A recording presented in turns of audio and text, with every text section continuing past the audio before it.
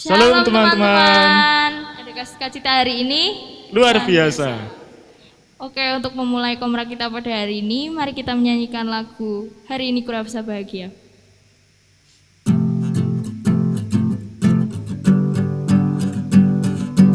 Hari ini kurasa bahagia berkumpul bersama saudara seiman.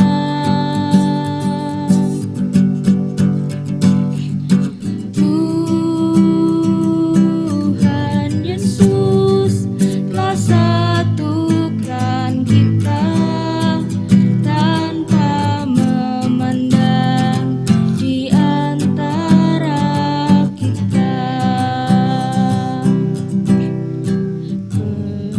Bergandengan tangan dalam kasih, dalam satu hati, berjalan dalam terang kasih Tuhan.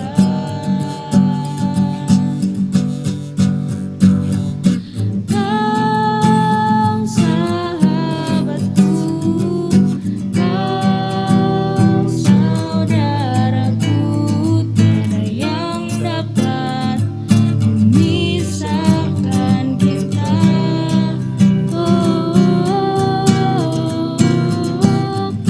Kau sahabatku, kau saudaraku, tiada yang dapat memisahkan kita. Untuk memulai komra pada hari ini, terlebih dahulu kita berdoa. Terima kasih Tuhan telah mengumpulkan kami di tempat ini dalam keadaan selamat. Kami akan melaksanakan kegiatan komra. Berkatilah dari awal hingga akhir. Dalam nama Tuhan Yesus Kristus kami berdoa. Amin. Oke, selanjutnya kita akan bagi berkat, dimulai dari Panji dulu. Silakan. Shalom teman-teman. Shalom. Berkatnya hari ini masih diberi kesehatan, masih diberi mendung. Sudah. Silakan Vito. Shalom teman-teman. Shalom. Berkatnya hari ini, puji Tuhan masih diberi kesehatan, terus bisa jadi MC pada komra minggu ini. Terima kasih. Terima kasih ya.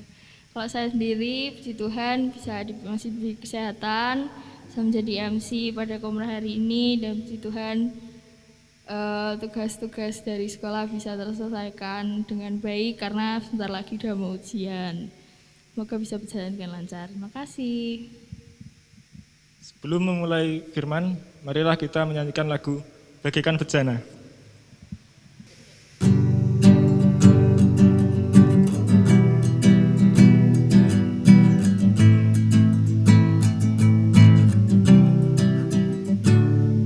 Bagaikan bejana siap dibentuk, demikian hidupku di tanganmu.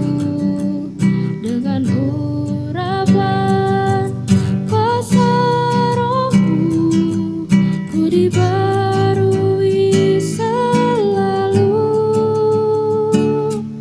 Jadikan ku alat dalam rumahmu, inilah hidupku di tanganmu.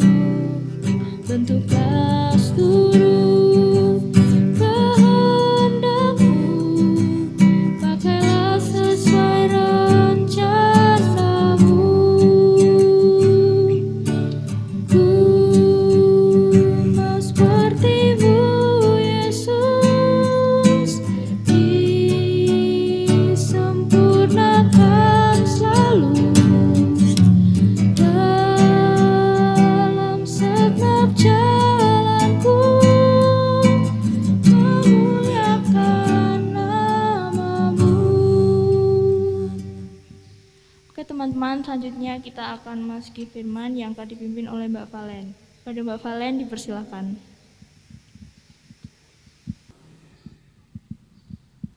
Shalom semuanya. Ya, hari ini kita bersama-sama akan belajar tentang melayani bersama Yesus. Ya, tapi sebelum kita baca Alkitabnya dan kita pelajari bersama, kita akan berdoa terlebih dahulu. Mari kita berdoa. Tuhan, saat ini kami datang ke hadirat-Mu. Sekalipun kami berada di tempat yang berbeda-beda, kami mau menyatukan hati kami untuk mendengarkan firman-Mu. Buka hati kami dan pikiran kami, sehingga kami dapat mengerti firman-Mu dan dapat melaksanakan dalam kehidupan kami sehari-hari. Di dalam nama Tuhan Yesus kami berdoa. Amin. Ya, mari kita siapkan bersama bacaannya. Silahkan Alkitabnya dibuka dalam Markus 1 ayat 29 sampai dengan 39. Markus 1 ayat 29 sampai dengan 39. Yang demikian, sekeluarnya dari rumah ibadat itu, Yesus dengan Yakobus dan Yohanes pergi ke rumah Simon dan Andreas. Ibu mertua Simon terbaring karena sakit demam. Mereka segera memberitahukan keadaannya kepada Yesus. Ia pergi ke tempat perempuan itu dan sambil memegang tangannya, ia membangunkan dia, lalu lenyaplah demamnya. Kemudian perempuan itu melayani mereka. Menjelang malam, sesudah matahari terbenam, dibawalah kepada Yesus semua orang yang menderita sakit dan yang kerasukan setan. Maka berkerumunlah seluruh penduduk kota itu di depan pintu. Ia menyembuhkan banyak orang yang menderita bermacam-macam penyakit dan mengusir banyak setan. Ia tidak memperbolehkan setan-setan itu berbicara, sebab mereka mengenal dia. Pagi-pagi benar, waktu hari masih gelap, ia bangun dan pergi keluar. Ia pergi ke tempat yang sunyi dan berdoa di sana. Tetapi Simon dan kawan-kawannya menyusul dia. Waktu menemukan dia, mereka berkata, "Semua orang mencari engkau." Jawabnya, "Marilah kita pergi ke tempat lain, ke kota-kota yang berdekatan, supaya di sana aku juga memberitakan Injil. Karena untuk itu aku telah datang." Lalu pergilah ia ke seluruh Galilea dan memberitakan Injil dalam rumah-rumah ibadat mereka dan mengusir setan-setan. Demikianlah firman Tuhan. Kalau kita belajar dari teks ini, bacaan ini, kira-kira siapa saja yang ada di sana? Silahkan dicermati, siapa saja yang ada di dalam bacaan. Ya, di sana ada Yesus, ada Yakobus, ada Yohanes, ada juga Simon, Andreas, ada ibu mertua Petrus. Apa saja yang Yesus lakukan di sana dalam bacaan kita hari ini? Kalau kita cermati bersama-sama ya, banyak sekali yang Yesus kerjakan. Diawali setelah keluar dari rumah ibadat, jadi dalam perikop sebelumnya diceritakan bahwa Yesus itu mengajar di rumah ibadat. Dan setelah itu, Yesus langsung pergi ke rumah Petrus. Setelah sampai di rumah Petrus, Yesus menyembuhkan ibu mertua Petrus. Setelah itu, Yesus belum beristirahat. Yesus masih melanjutkan pekerjaannya karena masih ada banyak orang yang datang ke sana untuk minta disembuhkan. Ada banyak orang yang sakit dan kerasukan setan yang minta disembuhkan oleh Yesus. Itu terjadi menjelang malam karena hari sudah gelap. Dan tidak hanya berhenti di situ saja. Keesokan harinya, pagi-pagi benar, ketika hari masih gelap, jadi masih subuh ya mungkin ya, Yesus pergi keluar menyendiri untuk berdoa. Dan belum selesai ia berdoa, murid-muridnya datang menghampirinya. "Tuhan, ada banyak orang yang mencari engkau." Dan apa yang dikatakan oleh Yesus, ayat yang ke-38, "Marilah kita pergi ke tempat lain, ke kota-kota yang berdekatan supaya di sana aku juga memberitakan Injil. Karena untuk itu aku telah datang. Yesus langsung melanjutkan perjalanan dari hal-hal yang dilakukan Yesus ini. Apa yang kita dapati di sana? Ya, Yesus melakukan banyak pelayanan. Ada banyak sekali hal yang dikerjakan oleh Yesus. Mungkin dari pagi sampai pagi lagi. Mungkin istirahatnya hanya sebentar saja. Tapi apa sih sebenarnya yang memotivasi Yesus untuk melakukan semua hal itu?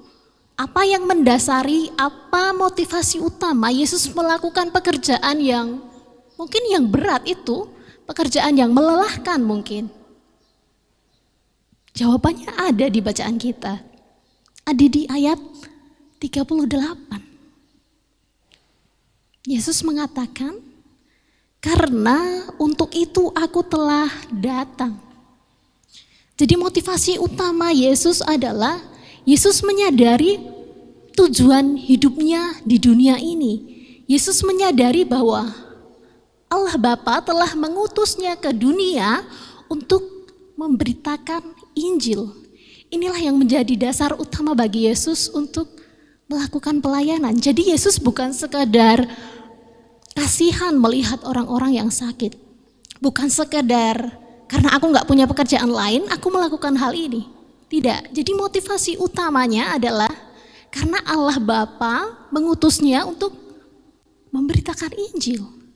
Jadi ini tidak akan mempengaruhi hatinya ketika respon orang lain yang berbeda-beda. Ketika ada banyak orang yang menyanjungnya, Yesus tidak akan menyombongkan diri. Karena itu bukan motivasi utama Yesus. Nah, ada hal lain lagi yang menarik di sana.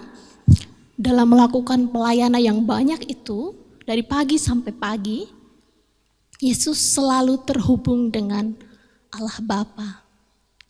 Dapat dilihat di ayat 35, pagi-pagi benar waktu hari masih gelap, ia bangun dan pergi ke luar. Ia pergi ke tempat yang sunyi dan berdoa di sana. Jadi sebelum mengawali aktivitasnya, Yesus menyendiri untuk berdoa. Dan di dalam setiap pekerjaannya, dalam pelayanannya, Yesus tetap bergantung kepada Bapa. Yesus tetap terhubung kepada Bapa. Hal itu terlihat ketika ada kuasa yang menyertai ketika Yesus melakukan pelayanannya. Dari bacaan kita hari ini, kira-kira apa saja yang bisa kita pelajari? Ya, kita bisa melihat bahwa pelayanan yang dikerjakan Yesus ini sangat banyak sekali. Yesus melayani banyak orang. Tentu saja ada banyak energi yang dikeluarkan. Tapi ada hal yang menarik di sana, karena Yesus melakukan semuanya itu didasari oleh motivasi yang benar. Yesus melakukan semuanya itu karena Allah Bapa memanggilnya, karena panggilannya. Jadi motivasi utamanya bukan sekedar kasihan atau gak ada pekerjaan lain, tapi karena Allah Bapa memanggilnya untuk mengerjakan itu. Dan yang kedua, ketika melakukan pelayanan atau pekerjaan yang banyak itu, Yesus tetap terhubung dengan Bapa. Kalau kita bicara tentang tema kita hari ini ya, melayani bersama Yesus. Kira-kira apa hal yang pertama yang kita pikirkan? Melayani bersama Yesus. Melayani bersama Yesus ya melayani bersama Yesus. Bukan melayani sendirian.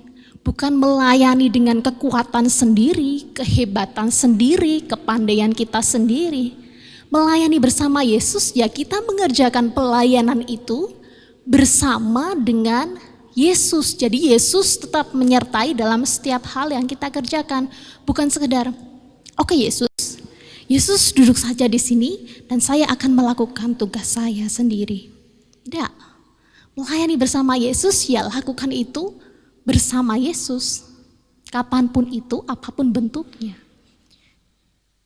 Dan kita juga bisa belajar dari Yesus ketika kita melakukan pelayanan, hal pertama yang menjadi dasar bagi kita itu adalah karena Allah Bapa yang telah memanggil kita untuk melakukan pelayanan itu.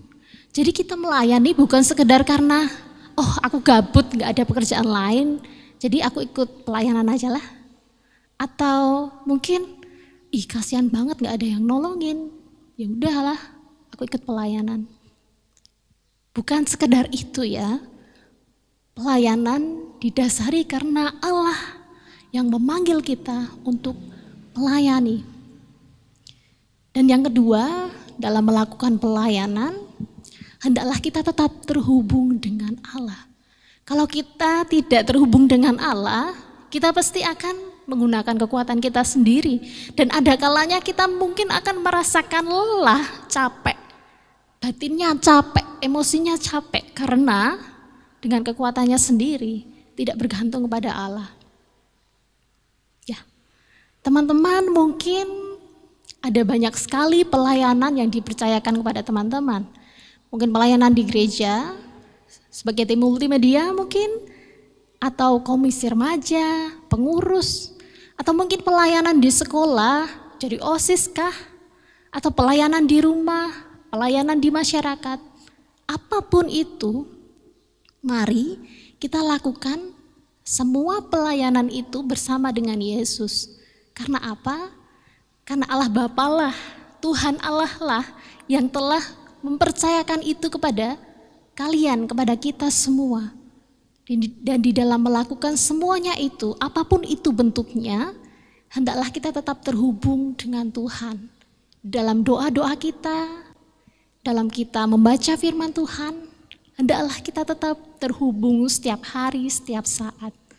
Dengan demikian, kita tidak melayani sendirian, tapi kita melayani bersama dengan Yesus. Ya, selamat melayani bersama dengan Yesus. Kiranya Tuhan sendiri yang akan memampukan kita semua untuk melayani bersama dengannya. Mari kita berdoa. Kami bersyukur Tuhan untuk firman-Mu pada hari ini. Kami bersyukur untuk setiap pelayanan yang Engkau percayakan kepada kami. Tolong kami Tuhan untuk tetap bergantung kepadamu dalam melaksanakan pelayanan yang Engkau percayakan kepada kami. Kami bersyukur Tuhan untuk setiap anugerah-Mu. Di dalam nama Tuhan Yesus Kristus kami berdoa. Amin. Terima kasih Mbak Valen atas firman-Nya pada hari ini. Semoga firman-Nya bisa diterapkan dalam kehidupan kami sehari-hari. Amin. Oke, untuk menutup komar kita pada hari ini, mari kita tutup di dalam doa, mari kita berdoa. Ya Tuhan, terima kasih atas berkat-Mu pada hari ini, sehingga kami dapat melaksanakan komar kami pada hari ini dengan penuh keadaan selamat dan lancar. Selanjutnya kami akan melaksanakan aktivitas kami yang lain, kiranya Engkau berkati, semoga dapat berjalan dengan lancar juga. Ampuni segala dosa dan kesalahan kami, dalam nama Tuhan Yesus kami berdoa dan mengucap syukur. Amin. Untuk mengakhiri komra pada hari ini, marilah kita menyanyikan lagu Jangan Lelah.